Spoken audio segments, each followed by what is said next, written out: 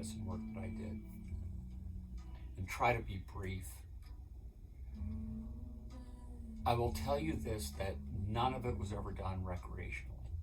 It was always done in a sacred space, always done with intent. And that intent would either be something of, let me be my highest light, let me be my highest self, open my heart to joy. Now, I would differentiate between open my heart to joy and help me be my highest self. The reason I would say open my heart to joy is if I had something that was blocking me, or I felt that I had stalled, then I would use that as an intention to remove that block. When I went to do the journeys and I was in alignment and just looking to grow, then it would be help me be my highest self or brightest light.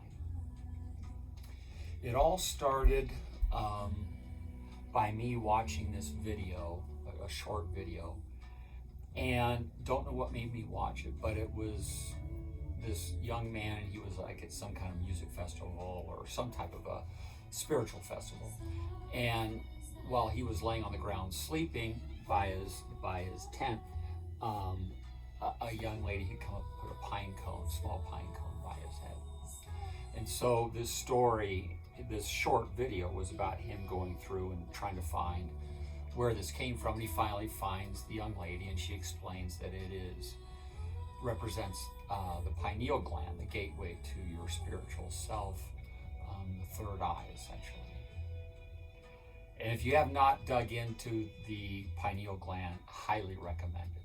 Highly, highly, highly recommend it. You'll find it interesting that fluoride is one of the main chemicals that can calcify the pineal gland. So if you're wondering about fluoride in the water, not much of a debate. So it's meant to shut down the third eye. Anyway, that brought me to, and now this was in 2015, and that brought me to thinking about this third eye. And so I did some research, and it was odd enough, I was in St. Petersburg, Russia for 2 weeks. Had an opportunity to stay in St. Petersburg, Russia. Beautiful city. Oh my gosh, what a beautiful, beautiful place. And while I was there, I decided to sign up to do ayahuasca. Now, I've never done anything like this before in my life. But I signed up to do ayahuasca in Cusco, Peru, a company or a place called Etikas. So I returned from St. Petersburg, and this was maybe March or April, maybe a bit May of 2015. And I asked my daughter if she wanted to go with me. She was 15 then, and she did. We didn't tell my ex-wife what we were going there for. We said we're going to go to Peru, and we did go to Machu Picchu. So I did have that, but we never really did divulge that she was going to go with me to go witness me doing medicine work, or be in the space, or be in the place. Anyway, so I went to Cusco, Peru, and I had signed up for 3 ayahuasca experiences, 2 consecutive nights, then a break, then a third night. And the first night, I can't remember what my intention was, but it wasn't anything, I mean, it was, I'm sure, specific, but it was like, help me find a path, or don't know, help me understand, not sure. And it was a magical experience, without a doubt, without a doubt. I did see in that, and spent quite a bit of time inside this space, that was this massive mechanical system that had all these sort of like Art Deco kind of shapes. Lots of purples, black, gold, silver, some yellow, things on poles that were all moving in time, and I could back out and zoom in. And it was just this massive, massive expanse of just this mechanism. I now can maybe put that into context of maybe the matrix possibly of this place. Anyway, the next day, a young man there named Eric, after I shared with what my journey was that evening or before that second ceremony, he goes, I would recommend opening up that intention, maybe open my heart to joy or something along those lines. And his intent is that don't go into the medicine work limited with trying to say, should I be with this person or should I take this job? That's human stuff that, if you ask from a higher perspective, it may put all that into alignment and make it make sense for you. So anyway, Master Jaime was the shaman, and then Master Lorenzo was one of the other shamans there, and Master Lorenzo was there representing sort of the earth and the elements, and Master Jaime was conducting the ceremonies. The second night, I drank. Now, we had these pretty big cups of ayahuasca. If you ever had it, it's something to get down, without a doubt. It's a taste that you'll never forget. I promise you that. Anyway, the second night, I drank the same amount out of this cup. And you sit up for a bit to try to get it to settle, before you lay down. And you are probably going to get sick, more than likely. I think you usually end up getting sick. Not a bad, but it just is what it is. Anyway, I'm sitting there, and within 5 minutes, it all comes up. It all comes up.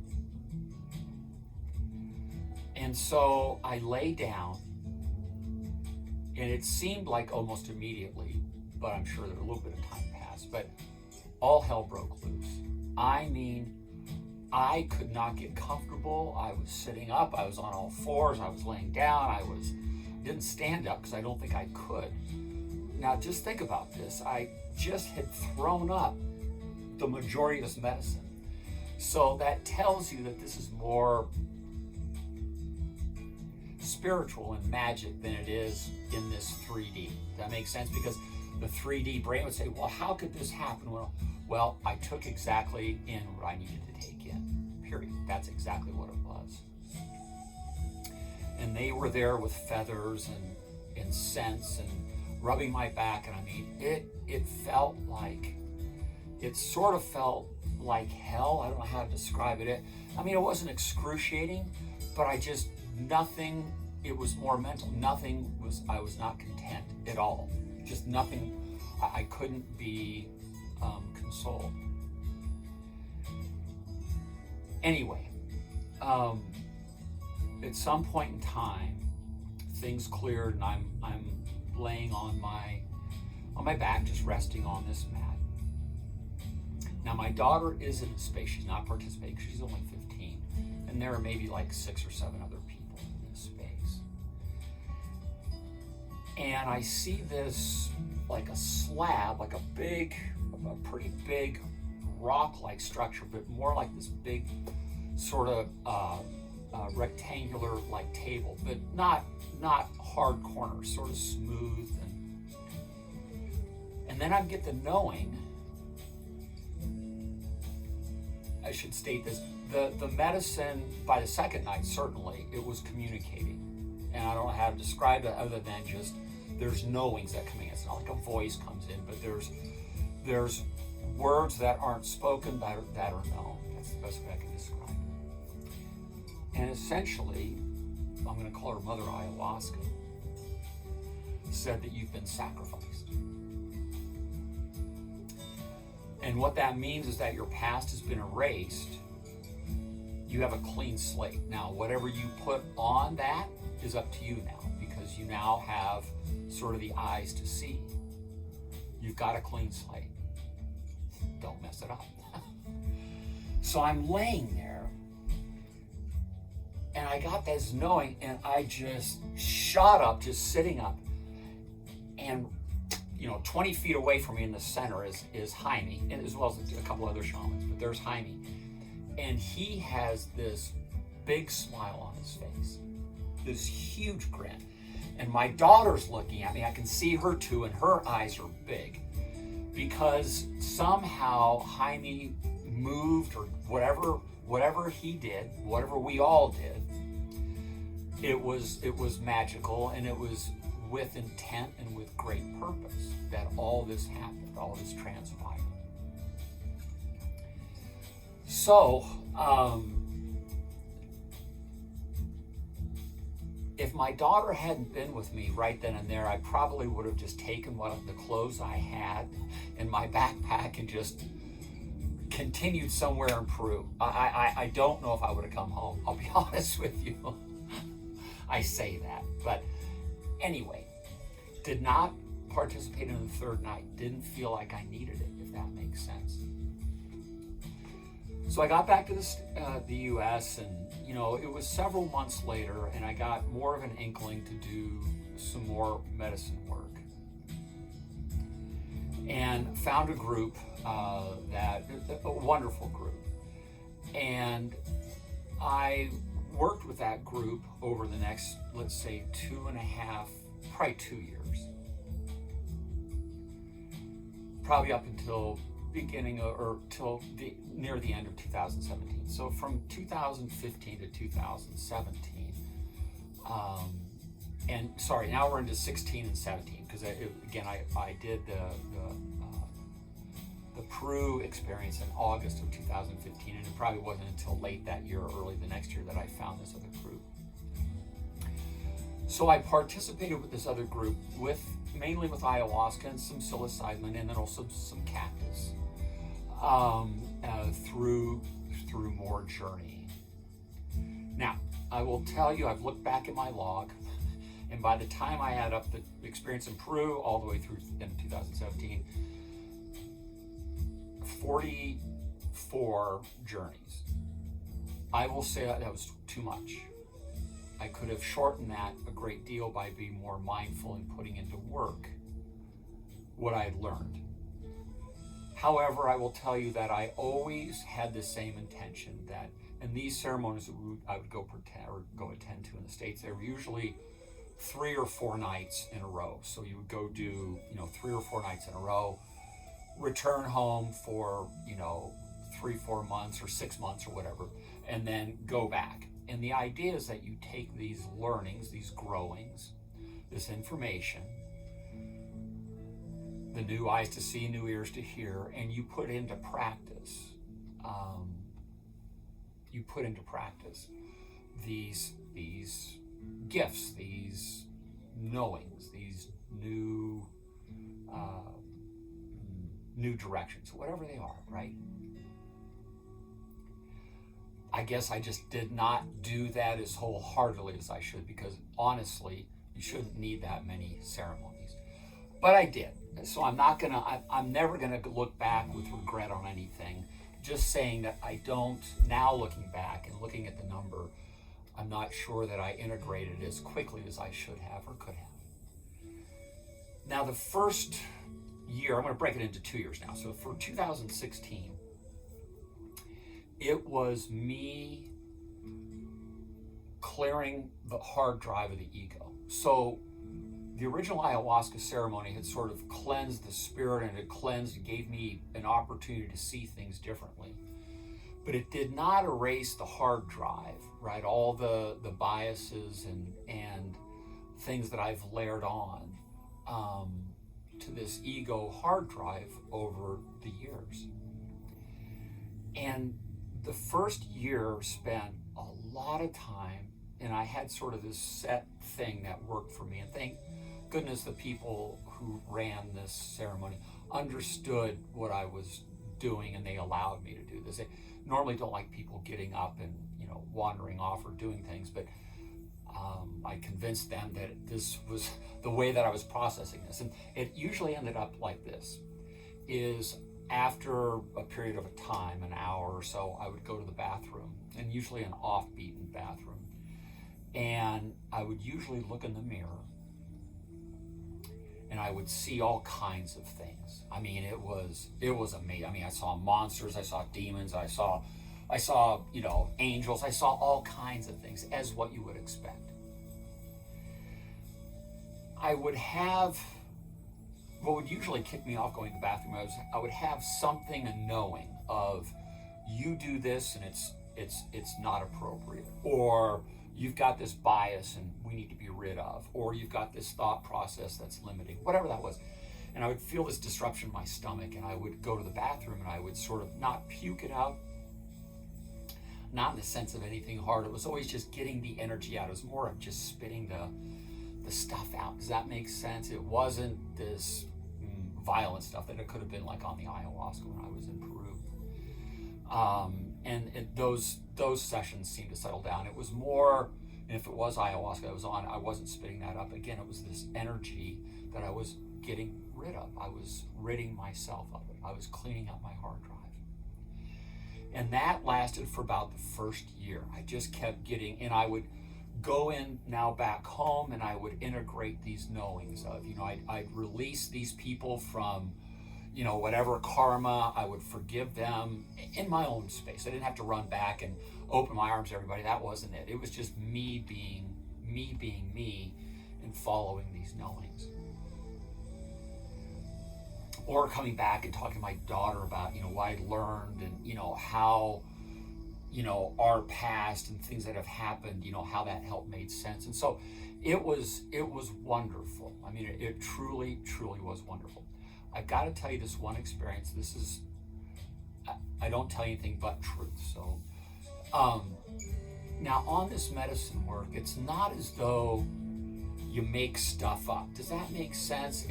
You're lucid enough to know, and yet you can still sort of see through the veil. That's the best way I can describe it. So I was in this upstairs bathroom, and I was battling my ego. And this was maybe, early on in 2016. So I'm just sort of really getting started in this path now at home in the States of doing this work and being mindful of it and trying to learn and grow from it. Anyway, I'm in the upstairs bathroom and I'm battling my ego. I'm telling my ego, I want you to go away. And the ego is telling me, okay, if I go away, all this goes away. This toilet in front of you, this all goes away. And I'm like, let it go. And this goes on, it must have been an hour. And I just keep saying, let it go, let it go, let it go. I want this to go, I want this to go. Now, I was very stupid and naive, because I'll get to that in a minute. But anyway, after some time, I go downstairs, and the people who hold these ceremonies, they're usually in the kitchen making food, and there's people coming in and out. Now I'm several hours into this, 4 or 5 hours or 4 hours into this. So people are starting to come out of their calm states and, where they were trying to process and learn and grow, and they may be conversing. So I'm in the kitchen, and there's 4 of us in there. There's 4 of us in there. And I'm telling them a bit about what I was doing upstairs. And I hadn't gone through the full detail, hadn't got into, trying to dissolve the toilet and battle the ego. I was talking about battling the ego, but I didn't get to that part. At this point, one of the gentlemen comes in, and he's this big guy from India. The reason I say he's from India is because darker skin and his eyes were white, and they were really big when he walked in, and he was not happy. He walked in and he goes, who was in the upstairs bathroom? I had to hold space so you didn't come through the floor. It's exactly what he said. And he just looked at all 4 of us and he said, who was it? And then he just turned around and went back and laid on his mat. Now, I'm sitting there, it's like, holy crap. That was me. And now I'm going to explain to these other 3 people, that was me in the upstairs bathroom. This really hit home. Not making this up, I'm telling you this exactly how it happened. The ego is very important. The ego is what helps us decode, as well as the brain, decode with all these senses this reality. The spirit dwells within the being that's having this experience. But the ego provides this mechanism that lets us decode the smells, the sights, the hearing, the feeling, the tasting. That's so you can't throw your ego out. It's an important part of what you are. All of us. If it's not here, we're not here. Anyway, that's a true story. And again, I was lucid enough to fully understand what had just transpired. It wasn't like a dream. It wasn't like something I imagined. My eyes were open. I was in the kitchen. I know the people I was with. I know exactly what he looked like when he came in. I know exactly what he said.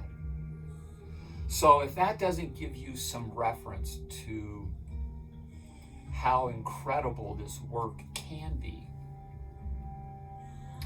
if it also doesn't help you understand that your ego is important, got to get rid of all the garbage on the hard drive, but the ego is important.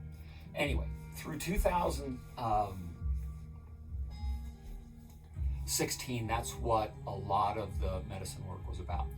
It's interesting. In 2017, it shifted into the hard drive had been cleaned up, never completely gone, but I mean, the hard drive had been cleaned up. The biases, the limitations that I put on myself and others was cleared. And now it became, I was working through situations. So I would have something of an experience in my life. And it's always revolves either me doing something or thinking about something and it didn't turn out or did turn out, whatever that was, or interactions with people. And the medicine would take these situations and we would learn and grow from it.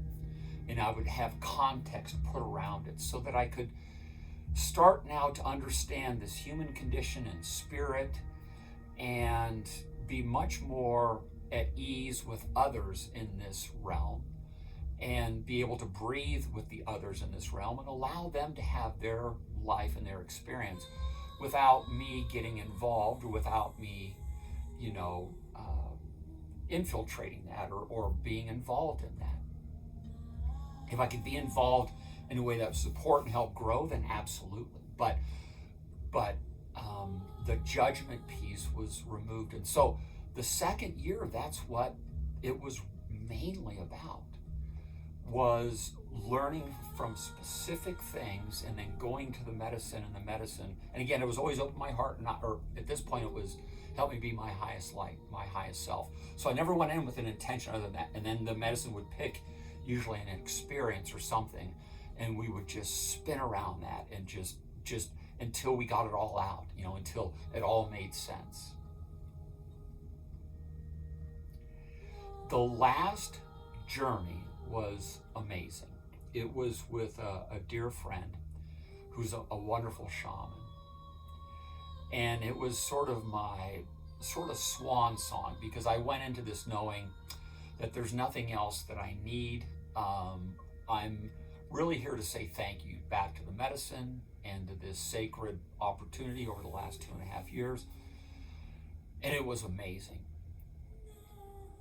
What was really cool is I was essentially told by Mother Ayahuasca that if I participate in this type of plant medicine again, that the knowings or whatever I've achieved, achieved would go away. Because at that point, it would be abuse. Not honoring, but abuse. So I haven't done that again. At all. Now, I will tell you that I do participate infrequently with cannabis on the 8 high holy days, such as solstices or equinoxes, or if a full moon is coming, or a new moon. If I'm guided or triggered to use it to learn and grow. but it's not used, or it's not abused, and it's only used infrequently to gain that insight, which it's not that you ever stop growing, but the growing is internal, and so there's not much to process external for me to understand. Does that make sense? So the need for me to be my highest light, it's a top and bottom of every breath. It's not something I need plant medicine to understand. The plant medicine or cannabis will only come in if there's something for me to launch into. There's a new knowing, a new growth. Now, I do use and will conduct ceremonies here in my space for individuals, but then I do not participate because I need to be a complete open channel.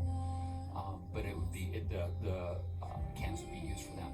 I will tell you that with a clear spirit and a clear mind and a clear conscience and a clear hard drive, that you can gain the same insights from cannabis that you can ayahuasca. The only difference is it just doesn't last as long, meaning the ceremony itself doesn't last as long, but the knowings are just as intense. The process is just the same. So done appropriately, done with intention, done in a sacred space. It does require, if you participate in one of these journeys, it does require that either you've never done cannabis or you haven't done it for at least 60 days. And even people who say, well, okay, I can stay off of it for 60 days. I'm really not interested in someone who uses it constantly. So it's got to be something where it's more of what I was thinking about when I was in Russia. It's like, I need to go open my third eye. And that's the kind of intention that it's used for. So anyway, that's a summary of the medicine work that I participated in. I recommend it highly if you're called. I don't think it's necessary for all. For me, it was. So for me, it was a wonderful experience for me to learn, grow, clear, and get back to my true state.